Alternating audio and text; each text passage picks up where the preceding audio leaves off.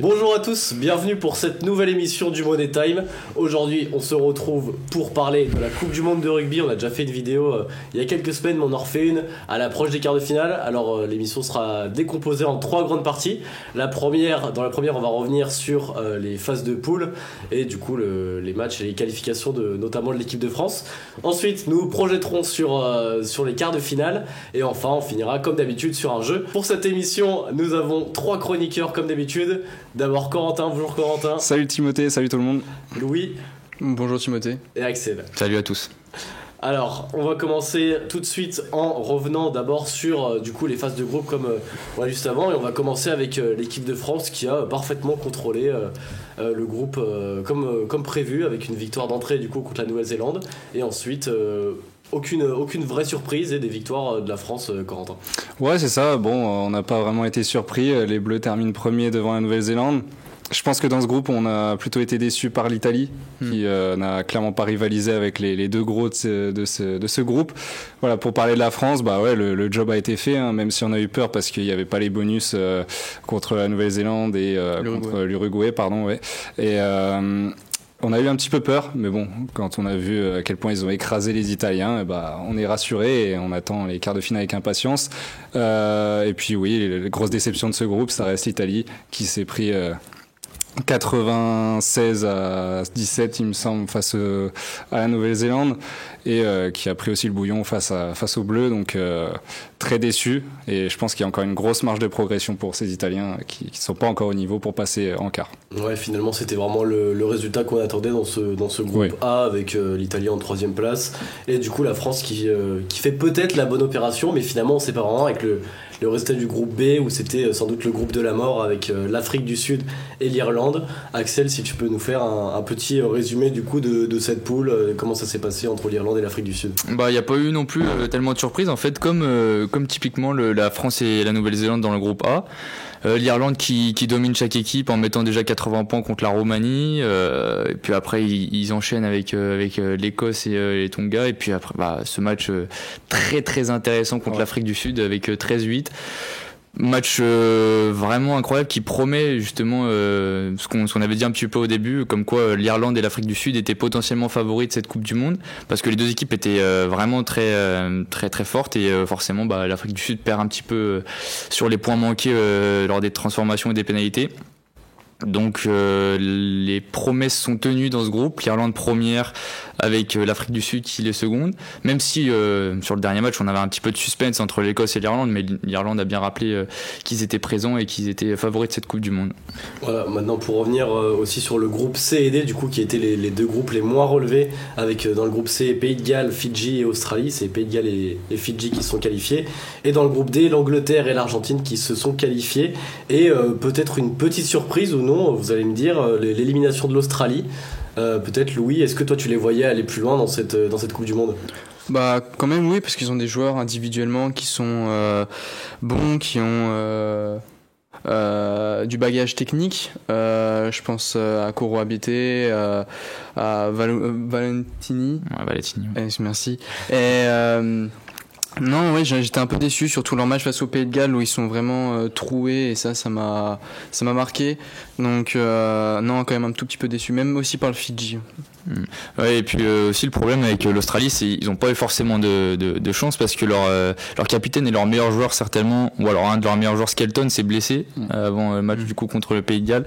Et honnêtement, avoir un deuxième ligne de ce niveau-là, qui joue à La Rochelle d'ailleurs, qui a joué la finale contre Toulouse, ne pas l'avoir contre les Gallois qui sont extrêmement en forme, ça a donné ce qu'on a vu, 40-6, donc honnêtement un petit peu déçu.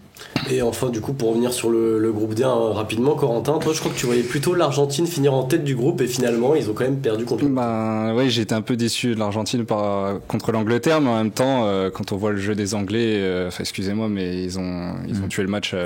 Il y a pas eu de match en fait, ils ont complètement cassé le jeu, donc c'était vraiment un match pas très agréable à regarder et pas très agréable à jouer, je pense, pour les Argentins qui n'ont rien pu faire en fait. Et bon, il faut souligner la performance de Ford, mais ça, c'était autre chose. Mais ouais, dans ce groupe, je les voyais bien premiers. Je pense qu'ils auraient pu le faire.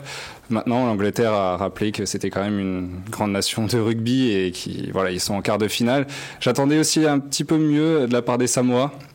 qui ont failli battre les Anglais et qui se sont fait rattraper dans les derniers instants et qui auraient dû gagner face au Japon surtout. Et, ils ont pas fait le job et je pense qu'ils peuvent s'en mordre les doigts, mais en tout cas la hiérarchie est quand même respectée dans ce groupe. Voilà, les phases de poule terminées. Maintenant, on a les 4 affiches des quarts de finale. Alors d'abord, on aura le Pays de Galles qui affrontera l'Argentine, l'Irlande qui jouera la Nouvelle-Zélande, l'Angleterre qui défiera les Fidji et la France qui s'attaquera au tenant du titre, à l'Afrique du Sud, au Stade de France. C'est peut-être l'affiche la plus attendue de ce mondial, ou en tout cas des quarts de finale, Louis.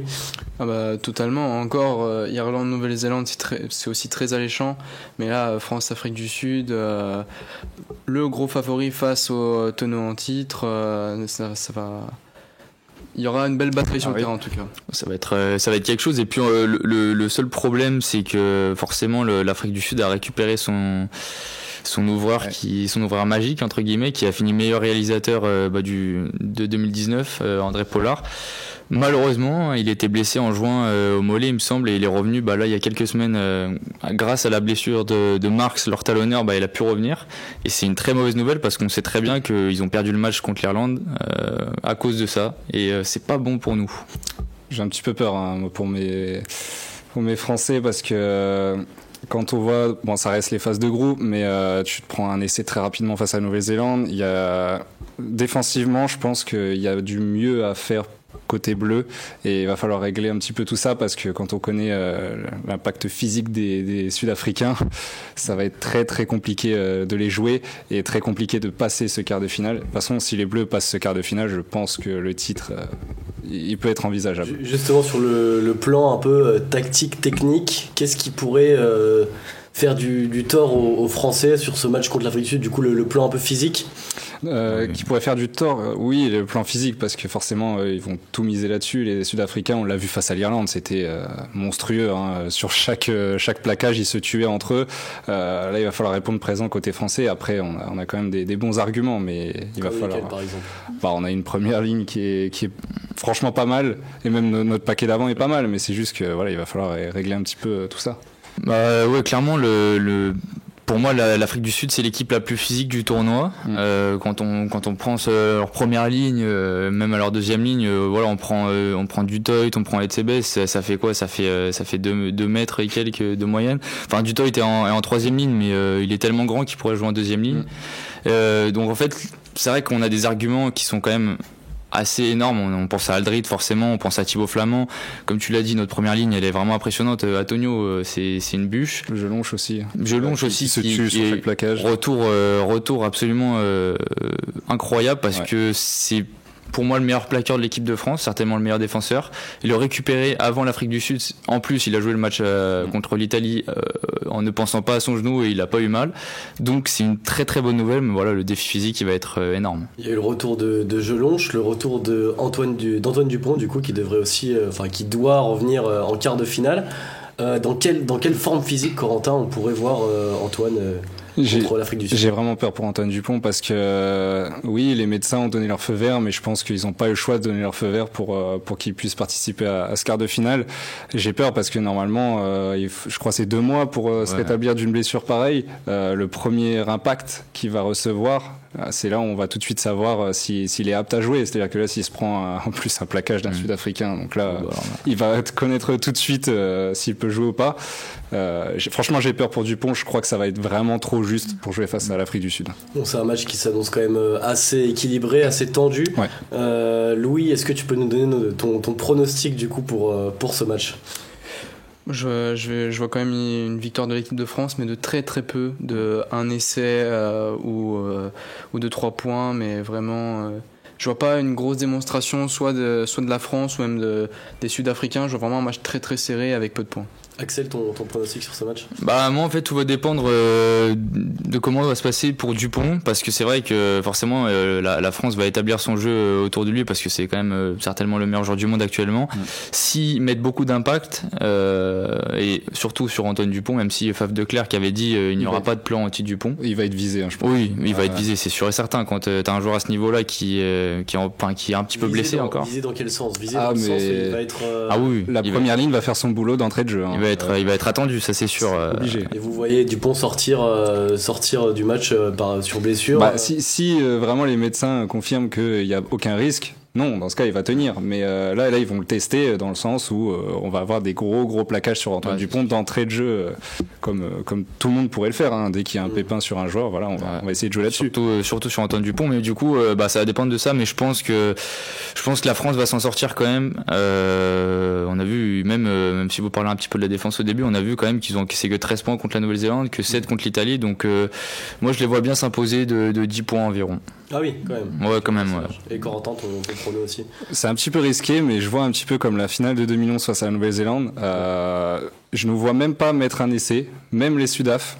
Je pense que ça va jouer au point, aux pénalités, et ça va jouer, un grand Thomas Ramos. Donc un grand Thomas Ramos. Entre Thomas Ramos et Pollard, du coup. Exactement. Okay. Ça va être une bataille entre les deux parce que je vois pas qui peut mettre plus d'essais que l'autre, clairement. Okay. Et donc une victoire des Bleus aussi. Une victoire des Bleus. Grand Thomas Ramos. Okay. Victoire des Bleus. Mais il y aura un grand Thomas Ramos, ça c'est sûr. Ok. Alors deuxième, du coup très belle affiche, on l'a dit, entre l'Irlande et la Nouvelle-Zélande. Alors petit avant-match, peut-être Axel pour revenir un peu sur la forme des deux équipes et qui partirait favori selon toi et selon les plans de jeu des deux équipes. En fait, l'Irlande, c'est l'équipe qui a le meilleur plan de jeu, parce qu'en fait tout est rodé autour d'un système où c'est des coups de pied ultra bien placés, une attaque verticale avec des dépassements des trois quarts qui percutent en fait les défenses. Et c'est très puissant, et puis en fait ils font quasiment pas d'erreur, clairement. Donc l'état de forme de l'Irlande, il est incroyable. Ils ont pas perdu un match depuis l'année dernière, même je sais pas si ça remonte encore avant. Et les All Blacks, par contre, eux, ils sont en train de monter en puissance petit à petit. On l'a vu, hein, comme tu l'as dit, 96-17 contre l'Italie, contre la Namibie, ils encaissent pas de points, contre l'Uruguay aussi. Donc en fait, c'est deux équipes qui sont extrêmement fortes, mais par contre moi je vois l'Irlande s'imposer parce que j'arrive pas à les voir perdre. Ils sont toujours bons et ils mettent toujours des points quand il le faut, donc je vois l'Irlande passer pareil 7-10 points encore. Leur dernière défaite c'était contre la Nouvelle-Zélande en Nouvelle-Zélande et c'était le 2 juillet 2022. Ils ont perdu 42-19. Louis, du coup quel est ton pronostic, ton avis un peu sur ce match aussi, grosse affiche? Je vais rejoindre Axel. Pour moi l'Irlande est vraiment un des gros favoris, vraiment. Ils ont montré que sur cette phase de poule, ils avaient tout, l'impact physique, tactique. Ils ont un Sexton pareil qui est très très bon. Un paquet d'avant pareil qui montre énormément de puissance. La Nouvelle-Zélande, ça monte, mais j'ai du mal à me dire que face aux Irlandais, en fait, ils sont montés face à des équipes Uruguay, Namibie, une Italie, on vient de dire, qui était décevante. Donc pour moi, il y a ça aussi qui rentre en compte. Il n'y a pas un énorme adversaire contre qui ils ont joué. Et pour moi, ils vont se faire surprendre par une Irlande qui a quand même joué contre l'Afrique du Sud et qui a montré qu'elle était là. Et vous pensez pas que l'impact un peu psychologique de jouer les All Blacks en Coupe du Monde peut avoir quelque chose contre les Irlandais qui peuvent se dire quand même c'est les All Blacks, ça va être compliqué quoi. Sachant qu'ils n'ont pas l'expérience d'avoir gagné une Coupe du Monde. C'est-à-dire que c'est une nation qui ne l'a jamais gagnée, donc face à une nation triple ou quadruple, non, triple championne du monde, donc tu as cette pression là derrière toi. Pour revenir sur les pronos, en fait je suis partagé. Je suis partagé entre la Nouvelle-Zélande prend le bouillon, c'est-à-dire que là vraiment une démonstration de la part de l'Irlande, parce que la Nouvelle-Zélande, oui, monte en puissance, mais comme vous l'avez dit, hein, ils montent en puissance face à l'Uruguay, c'est pas exceptionnel. Et en même temps, ça reste les Blacks, et les Blacks version Coupe du Monde, c'est quelque chose. Donc je pense qu'ils peuvent aussi faire un truc, mais je vais dire quand même que l'Irlande donne une petite démonstration à la Nouvelle-Zélande. Ouais. Et peut-être il y avait une statistique intéressante, c'était que l'Irlande, ils ont jamais eu une équipe aussi bonne, hein, on est d'accord, mais l'Irlande a jamais dépassé les quarts de finale du Coupe du Monde, donc ça c'est quand même vachement intéressant. En plus là c'est contre les Blacks qui, comme tu as dit, les Blacks version Coupe du Monde, c'est affolant de niveau, hein. Donc ça va être un match vraiment intéressant, mais à voir. J'ai limite hâte plus pour samedi soir que pour dimanche soir contre l'Afrique du Sud, parce que les deux matchs en fait ils sont exceptionnels. Ok, on va revenir maintenant du coup juste sur les deux autres quarts de finale qui sont un peu moins alléchants mais qui pourraient être aussi attendus parce qu'ils sont vraiment pas déterminé en avance. Toutes les équipes peuvent gagner entre le Pays de Galles et l'Argentine et l'Angleterre et les Fidji. Corentin, peut-être on va passer moins longtemps là-dessus, mais juste tes petits pronostics sur ces deux matchs. Ça va être très très serré. Là, je pense qu'on va quand même avoir du spectacle, ça va être assez ouvert, mais je pense que oui, pour déterminer le vainqueur, là, c'est assez compliqué. Je vois quand même l'Argentine passer face au Pays de Galles, même si ça va être très très complexe parce que les Gallois sont quand même bien revenus. Et Angleterre-Fidji, en fait, avant le match face au Portugal, j'aurais dit les Fidji, facilement limite.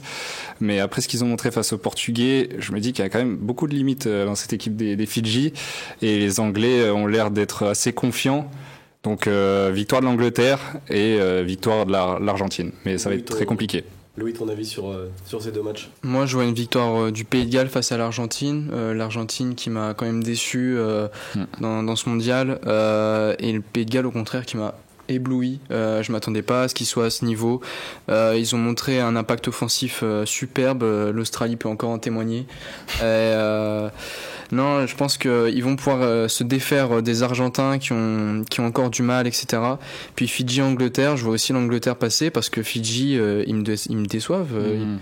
Ils sont tombés face à un très bon Portugal, mais face au Pays de Galles, au premier match, il y a énormément de fautes de main, énormément de fautes tactiques, techniques. Enfin, j'ai l'impression qu'ils sont pas rentrés dedans, etc. Donc c'est compliqué, je les vois pas passer. Et donc pour toi, les Fidji peuvent carrément prendre l'eau contre l'Angleterre après cette contre-performance contre. Oui, je pense que oui. Ok, et Axel? Ouais, je rejoins complètement Louis. Moi, pour moi, l'Angleterre est vraiment impressionnante pour le coup, même s'ils ont pas eu des gros matchs à jouer, mais pour moi, les Fidji vont prendre l'eau, malheureusement, parce que j'aurais bien aimé voir une demi-finale France-Fidji.